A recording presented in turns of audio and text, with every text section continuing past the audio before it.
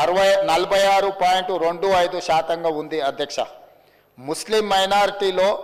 బీసీలు 35,76,588 ఉండగా ఇది మొత్తంలో 10.08% ఉంది అధ్యక్ష.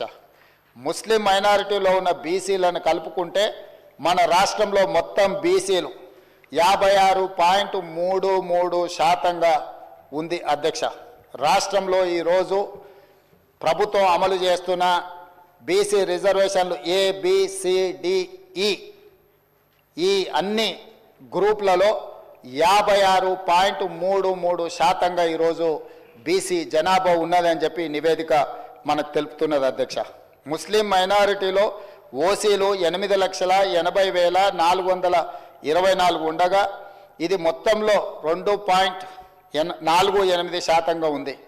ముస్లిం మైనారిటీలో మొత్తం 44,57,012 మంది ఉండగా ఈ మొత్తంలో 12.56% మైనారిటీ జనాభా ఉంది అధ్యక్ష. ఓసీలు 47,21,115 ముస్లిం మైనారిటీలు మినహా ఉండగా ఇది మొత్తంలో 13.31% ఉంది అధ్యక్ష. ఓసీలో ఉన్న ముస్లిం మైనారిటీలను కలుపుకుంటే మొత్తం ఓసీలు 56,01,539 మంది ఉండగా ఇది మొత్తంలో 15.79% ఉంది అధ్యక్ష. ఈ సర్వే ద్వారా సేకరించిన డేటాను షెడ్యూల్డ్ కులాలు, షెడ్యూల్డ్ తెగలు, వెనుకబడిన తరగతులు మరియు రాష్ట్రంలో ఇతర బలహీన వర్గాల సంక్షేమానికి విధానాలను రూపకల్పన చేయడానికి ప్రభుత్వం ఉపయోగిస్తుంది. ఈ చర్య సమానత వృద్ధి పట్ల ప్రభుత్వ నిబద్ధతను మరియు తెలంగాణ ప్రజల భిన్న అవసరాలను తీర్చే పద్ధతిని ప్రతిబింబిస్తుంది. ఇది డేటా ఆధారిత సమగ్రత మరియు పారదర్శకత ప్రాతిపదిక నడిచే పాలనకు నూతన దశ ప్రారంభాన్ని సూచిస్తుంది అధ్యక్ష. తమరికి తెలుసు అధ్యక్ష, ఈ దేశంలో బలహీన వర్గాలు, అది హిందువులకు సంబంధించిన బలహీన వర్గాలు కావచ్చు, ముస్లిం మైనారిటీలలో ఉన్న బలహీన వర్గాలు కావచ్చు, మొదటి నుంచి కాంగ్రెస్ పార్టీ, తెలంగాణ ప్రభుత్వం 50% పైగా జనాభా ఉన్నారని మనం వివిధ సందర్భాలలో చర్చించుకున్నాం, వివిధ సందర్భాలలో మాట్లాడుకుంటున్నాం. కానీ ఈ లెక్కలకు సహేతుకత కానీ ఒక పారదర్శకమైన ప్రభుత్వ పాలసీ డాక్యుమెంట్ కానీ లేకపోతే ప్రభుత్వం ఒక క్రమ పద్ధతిలో సేకరించిన సమాచారం కానీ లేకపోవడం వల్ల ఎవరికి వాళ్ళు ఏదో ఒక నెంబర్తో ఏదో ఒక చర్చల ద్వారా చర్చించుకున్నప్పుడు స్థానిక సంస్థల రిజర్వేషన్ల విషయంలో కావచ్చు, విద్యా ఉద్యోగ రిజర్వేషన్లు కావచ్చు, అమలు చేయాలన్నప్పుడల్లా కూడా న్యాయస్థానాలలో మనకు కొంత ఇబ్బందికరమైన పరిస్థితులు ఉన్నాయి అధ్యక్ష. ఈ బలహీన వర్గాల జనాభా లెక్కలకు సంబంధించి ఒకవేళ మనం ఆలోచన చేసి ఈ సభలో మాట్లాడుకోవాల్సి వస్తే ఈ దేశాన్ని బ్రిటిషర్స్ పరిపాలించినప్పుడు 1931లో కులగణన జరిగింది తప్ప ఆ తర్వాత స్వతంత్ర భారతదేశంలో 75 సంవత్సరాలు పూర్తి చేసుకున్న సందర్భంలో ఎన్నిసార్లు జనాభా లెక్కలేసినా 2001 జనాభా లెక్కలు కావచ్చు, 2011 జనాభా లెక్కలు కావచ్చు, లేకపోతే 91 జనాభా లెక్కలు కావచ్చు, లేకపోతే వెనక్కి వెళ్తే 81 జనాభా లెక్కలు కావచ్చు, ఇట్లా ప్రతి 10 సంవత్సరాలకు ఈ దేశంలో లెక్కిస్తున్న జనాభాలో ఎస్సీ ఎస్టీల వివరాలు మాత్రమే పొందపరిచారు తప్ప బలహీన వర్గాలకు సంబంధించిన ఇతర కులాలు ఉపకులాలకు సంబంధించిన వివరాలను ఏ రోజు కూడా పొందుపరచకపోవడం వల్ల 75 సంవత్సరాలు పూర్తి చేసుకున్న ఈ భారత స్వతంత్ర దేశంలో బలహీన వర్గాల యొక్క లెక్కనే లేకపోవడము, బలహీన వర్గాలకు ఒక ఆవేదనగా ఒక బాధగా మా హక్కులను కాలరాస్తుండ్రు, అసలు మమ్మల్ని మనుషులుగా కూడా మీరు గుర్తించడం లేదు, సమాజంలో జిత్తినే ఆబాది ఉత్తినే ఇస్సదారి అనే ఒక నినాదాన్ని నాయకుడు రాహుల్ గాంధీ గారు తీసుకోవడంతో వారు ఎన్నికల సందర్భంగా భారత్ జోడో యాత్రలో భాగంగా ఈ దేశ ప్రజలకు ఒక మాట ఇచ్చారు. కేంద్ర ప్రభుత్వాన్ని డిమాండ్ చేసిండ్రు. వారు కేంద్ర ప్రభుత్వం జనాభా లెక్కలు సేకరించినప్పుడు కులాల ప్రాతిపదికన కూడా జనాభాను సేకరించాలి, తద్వారా ప్రభుత్వం కేటాయిస్తున్న నిధుల విషయంలో కావచ్చు, నియమిస్తున్న ఉద్యోగాల విషయంలో కావచ్చు, ఆర్థిక రాజకీయ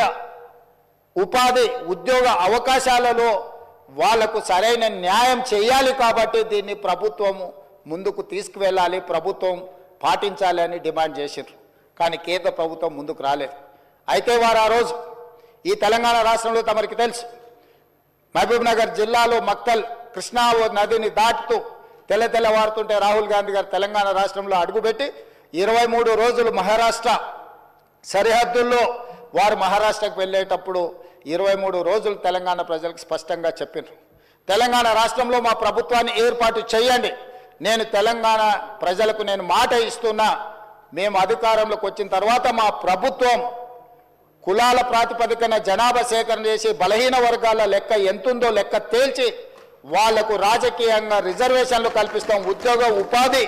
రిజర్వేషన్లు కల్పించే బాధ్యత మేము తీసుకుంటాం. ఇది సమాజానికి ఎక్స్రే, ఈ ఎక్స్రే ద్వారా ఎవరు ఎంతమంది ఉన్నారో వాళ్ళకి ఎలాంటి ఆర్థిక రాజకీయ ప్రయోజనాలను చేకూర్చాలో మేము చేస్తామని వారు చెప్పారు. అందుకే డిసెంబర్ 7, 2023 నాడు మనం అధికారం చేపట్టి అధికారంలోకి వచ్చిన తర్వాత ఎంబడే ఫిబ్రవరి 4 నాడు 2024 నాడు మంత్రివర్గంలో ఆమోదం చేసి ఫిబ్రవరి 6, 2024 నాడు సహచర మంత్రివర్గ సభ్యులు పొన్నం ప్రభాకర్ గారు ఇదే సభలో తమరి అనుమతితో తీర్మానాన్ని ప్రవేశపెట్టినము. ఆ తర్వాత పార్లమెంటు ఎన్నికలు 5-6 నెలలు ఈ ప్రక్రియకు పార్లమెంట్ ఎన్నికల వల్ల విఘాతం కలిగింది. కానీ ఈ ప్రభుత్వం మా నాయకుడు మేము ఇచ్చిన మాట ప్రకారం ఈ సమాజంలో కులగణన జరగాలి, కులగణనలో రాజకీయ ఆర్థిక సామాజిక అన్ని వివరాలను పొందుపరచాలన్న ఆలోచనతోటి ఈ కార్యక్రమాన్ని ముందుకు తీసుకెళ్లాలన్న లక్ష్యంతో మంత్రివర్గ ఉపసంఘాన్ని పెద్దలు ఉత్తమ్ కుమార్ రెడ్డి గారి అనుభవాన్ని దృష్టిలో పెట్టుకొని వారిని దామోదర్ రాజ్ నరసింహ గారిని, పొన్నం ప్రభాకర్ గారిని, దుద్దిల్ల శ్రీధర్ బాబు గారిని, సీతక్క గారిని కమిటీలో పెట్టి ఈ ప్రక్రియను మొత్తం ముందుకు తీసుకువెళ్లే ప్రయత్నం చేసినాం. ఈ ప్రక్రియలో భాగంగా బీహార్, అంతకుముందు కర్ణాటక రాష్ట్రాలు ఈ ప్రక్రియను చేపట్టి బీహార్ తీసుకొచ్చిన ఈ వివరాలను కోర్టులు కూడా వాటి మీద స్టే ఇవ్వడంతో తప్పిదం జరగొద్దు, ఇది పక్కడబందీగా ఉండాలి అని చెప్పి అధికారులను ఆయా రాష్ట్రాలకు పంపించినాం అధ్యక్ష. ఇదేదో ఆషామాషిగా ఇక్కడ ఉన్న కొద్దిమందిని పంచాయతీరాజు లేకపోతే ఏదైనా డిపార్ట్మెంట్కి సంబంధించిన క్రింది స్థాయి ఉద్యోగస్తులను పంపించే వివరాల సేకరణ కాదు అధ్యక్ష. ఈ దేశంలోనే ఈ దేశానికి ఆదర్శంగా ఉండే ఒక దిక్సూచిగా మారాలని తెలంగాణ రాష్ట్ర ప్రభుత్వం ఇతర రాష్ట్రాలలో ఇట్లాంటి ప్రక్రియ చేపట్టి ఈ ప్రక్రియ న్యాయస్థానాల ముందు నిలవకపోవడం, ఈ ప్రక్రియ వల్ల జరిగిన నష్టాన్ని అంచనా వేయడానికి కూడా ఇతర రాష్ట్రాలకు అధికారులను పంపించి ఆయా రాష్ట్రాలలో జరిగిన పరిణామాలను మనమంతా కూడా ఒక స్టడీ చేసి అధికారుల నుంచి నివేదిక తెప్పించుకొని తద్వారా జనగణన ఏ విధంగా చేసిండ్రు, ఇతర రాష్ట్రాలలో కులగణన ఏ విధంగా నిర్వహించిండ్రు, వీటన్నిటిని పరిగణకు తీసుకొని పదే ముఖ్యమంత్రి స్థాయిలో నేను, ప్లానింగ్ బోర్డు ఉప ముఖ్యమంత్రి గారు ఆర్థిక శాఖ కిందకు వస్తుంది వారు, అదేవిధంగా మా cabinet sub committee chairman Uttam Kumar Reddy గారు వివిధ సందర్భాలలో చీఫ్ సెక్రటరీ గారితో సహా 12 సార్లు సమావేశాలు పెట్టి సమీక్షలు చేసి అధికారులకు సూచనలు చేసి ఒక పక్కడ్బందీ ప్రణాళికతోటి ఏ విధంగా అయితే జనాభాను మనం లెక్కిస్తామో ఆ రకంగా మొట్టమొదట ఇండ్ల వివరాలు సేకరించే కార్యక్రమం చేపట్టిన అధ్యక్ష. ఈ తెలంగాణ రాష్ట్రంలో ఉన్న పాత 10 ఉమ్మడి జిల్లాలలో ప్రతి గ్రామంలో, తండాలో, గూడెంలో ఇండ్ల వివరాలు సేకరించి ఆ ఇండ్లను అన్నిటిని కూడా ఎన్యూమరేట్ చేసి ఆ ఇండ్ల మీద స్టిక్కర్ అంటించి ప్రతి 150 ఇండ్లను ఒక గ్రూపుగా అంటే అధ్యక్ష మ్యాపింగ్ చేసి ఇట్లా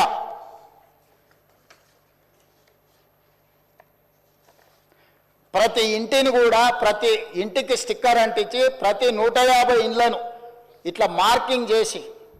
ఈ రకంగా 150 ఇండ్లను ఒక యూనిట్ కింద ఒక బ్లాక్ కింద గుర్తించి ప్రతి యూనిట్ని ఈరోజు నేను ఇంతకుముందు చెప్పినట్టు 94,000 పైచిలకు యూనిట్లుగా గుర్తించి వీటి ప్రతి ఏరియాకు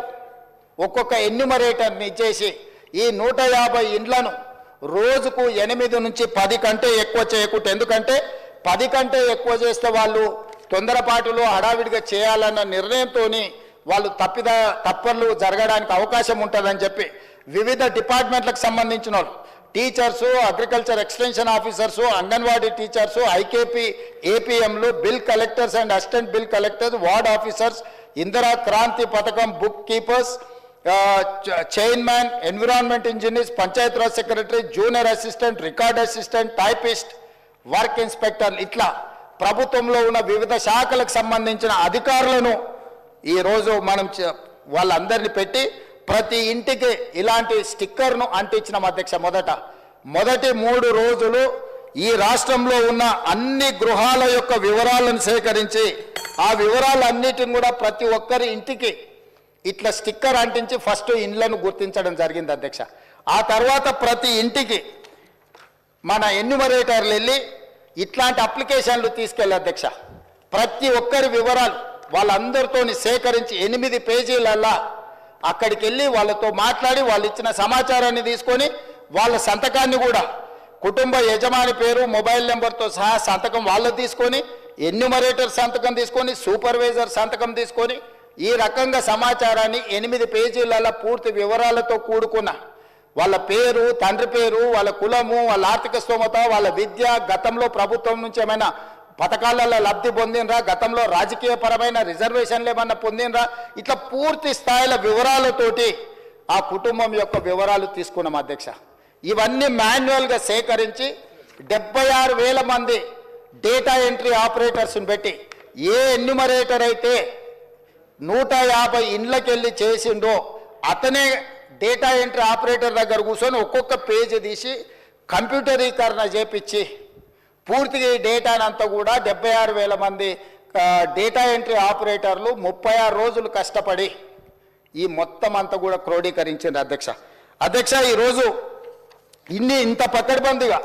ఇందులో ఉండే పని చేసే వాళ్ళకు కూడా, ఉద్యోగస్తులకు కూడా వాళ్ళకు ఒక బుక్లెట్ అధ్యక్ష.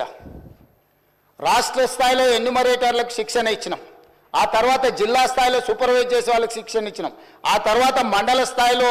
పనిచేసే వాళ్ళకి ఇచ్చినాం, ఆ తర్వాత ప్రతి 150 ఇండ్లకు వెళ్ళే వాళ్ళకు కూడా శిక్షణ ఇచ్చి ఎక్కడ తప్పు జరగకుండా, ఎలాంటి ఇబ్బంది జరగకుండా వాళ్ళకు ఒక బుక్లెట్ ఇచ్చి, ఒక మాన్యువల్ అంటే గైడ్ లైన్స్ లాగా ఒక పుస్తకం ఇచ్చి అధ్యక్ష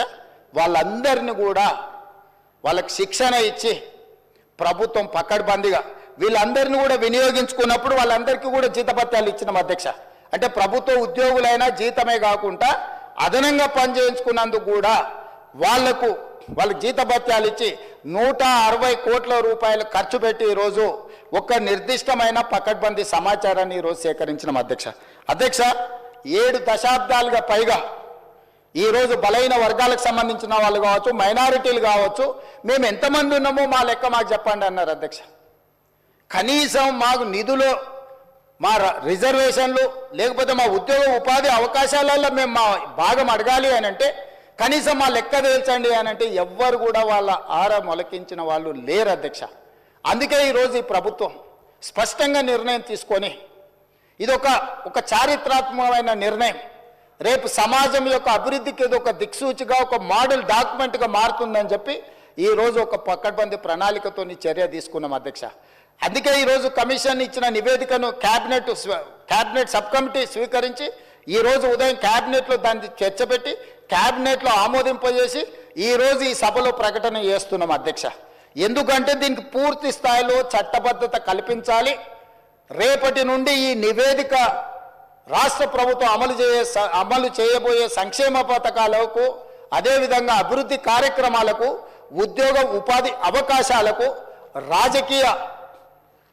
వాళ్ళ అవకాశాల కోసం ఈరోజు ఈ నివేదిక పనిచేయాలన్నది ప్రభుత్వం యొక్క లక్ష్యం అధ్యక్ష. అందుకే ఈరోజు 46.25% ఉన్న బీసీలు, ఏబిసిడి, అదేవిధంగా ఈ గ్రూప్లో ఉన్న ముస్లిం మైనారిటీ బీసీలు ఏదైతే 10.08 ఉందో మొత్తం 56% పైగా ఉన్న బీసీలందరికీ కూడా ఈ రాష్ట్రంలో సముచితమైన గౌరవము, స్థానము కల్పించాలన్న ఆలోచనతోటి ఈరోజు ఈ ప్రభుత్వం ఈ నిర్ణయం తీసుకొని ముందుకు వచ్చింది అధ్యక్ష. కాబట్టి సభలో సభ్యులందరినీ ప్రభుత్వం ఒక మంచి కార్యక్రమాన్ని తీసుకొచ్చి ప్రజలకు అందుబాటులో పెట్టినందుకు ఈరోజు అందరూ సభలో ఉన్న వాళ్ళందరూ కూడా ఈ ప్రభుత్వాన్ని రాజకీయాలకు అతీతంగా అభినందించాల్సిన అవసరం ఉన్నది. మంత్రివర్గ ఉపసంఘాన్ని, అదేవిధంగా అధికారులు అదేవిధంగా ఎన్యూమరేటర్ సూపర్వైజ్ చేసిన వాళ్ళు, ఎన్యూమరేటర్లుగా పనిచేసిన వాళ్ళు రాత్రి మగళ్ళు కష్టపడి ఇది ఒక దిగ్విజయమైన కార్యక్రమంగా దేశానికే ఆదర్శంగా నిలబడే ఒక కార్యక్రమాన్ని, ఒక బాధ్యత